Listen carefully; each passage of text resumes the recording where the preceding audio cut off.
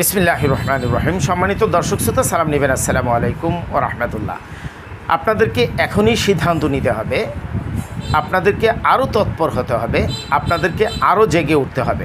কারণ যদিও আমরা বিভিন্নভাবে অন্তর্বর্তীকালীন সরকারকে ম্যানেজ করে আমাদের ভাতাগুলো বর্ধিতকরণের বিষয়ে একমত পোষণ করাতে পেরেছিলাম বা পেরেছি, এখন মিটিংয়ে বসলে আমাদের পক্ষ থেকে বা আমাদের যারা ভালো হোক চায় না, তারা কিন্তু মাননীয় উপদেষ্টার কাছে এমন কিছু বক্তব্য তুলে ধরে যার দ্বারা উনি নিরুৎসাহিত হন।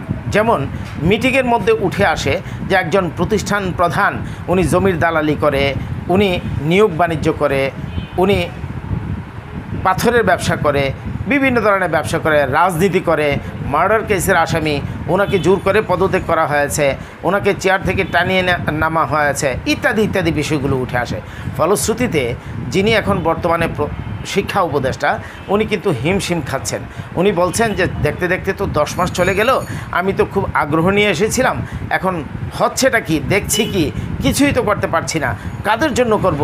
তারা যদি এত দুষ্ট হয়। মাননীয় উপদেষ্টা, স্বাধীনতার 54 বছর যাবৎ তারা ছিল, আছে এবং থাকবে বলেই এখন পর্যন্ত বাংলাদেশ সরকার শিক্ষকদেরকে, জাতি বিনির্মাণের স্থপতিদেরকে দুমুঠো ডাল ভাত খাওয়ার নিশ্চয়তা দিতে পারে নাই।